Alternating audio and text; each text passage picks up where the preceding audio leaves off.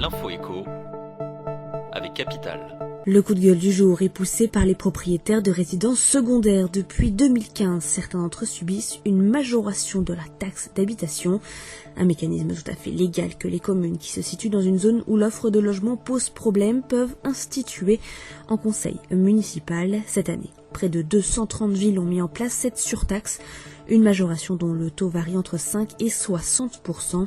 Si un grand nombre de communes a fait preuve de sagesse fiscale en optant pour un taux de 20%, d'autres ont au contraire sorti la grosse artillerie en votant un taux majoré de 60%.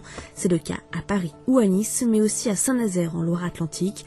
Retrouvez la liste complète de ces villes sur capital.fr. L'info pratique, peut-on sortir sans attestation? Dans certains cas, oui, du moins, c'est ce qu'explique une avocate toulousaine. Selon elle, rien ne vous oblige à présenter la fameuse attestation dérogatoire de sortie proposée par le gouvernement en cas de contrôle. En effet, le décret ne demande pas spécifiquement de présenter ce document générique, mais n'importe quel justificatif qui pourrait expliquer votre déplacement. Ticket de caisse, mail de confirmation de rendez-vous médical ou encore convocation au commissariat serait suffisant. Mais en pratique, mieux vaut assurer vos arrières. Au Conseil national des barreaux, on vous conseille de remplir l'attestation systématiquement. Cela reste la meilleure façon d'éviter une amende de 135 €.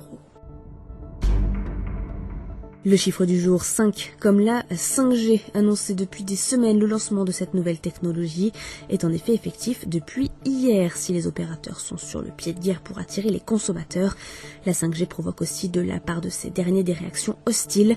Crainte sur la santé, utilité contestée, ces peurs sont-elles justifiées? Capital fait le point sur ces allégations, souvent irrationnelles, parfois légitimes. Côté progrès, si le maire de Grenoble, Éric Piolle, pense que la 5G, ça servira surtout à regarder du porno en HD dans l'ascenseur, il faut admettre qu'en théorie, la 5G pourra atteindre un débit 100 fois plus important que celui de la 4G. Côté environnement, on peut s'alarmer, hélas, de l'impact carbone dû à l'augmentation des usages et des déchets engendrés par le changement pour de nouveaux smartphones compatibles. On termine avec Leclerc, Intermarché et Lidl qui voient leur performance s'envoler en octobre. Les trois enseignes sont les trois grandes gagnantes de ce mois. Leclerc, Intermarché et Lidl ont enregistré de bons scores sur la période 11 du 5 octobre au 1er novembre de l'année 2020 dans la grande distribution. Leclerc voit ainsi sa part de marché progresser de 0,7 points sur le mois d'octobre, profitant notamment du succès de ses drives. La marque devance le groupe Les Mousquetaires qui détient Intermarché et Netto. Il gagne 0,6 points sur la même période, dont 0,5 points pour les seuls Intermarchés. Une performance égalée par les enseignes Lidl. On vous dit tout sur capital.fr. C'était l'info écho avec Capital.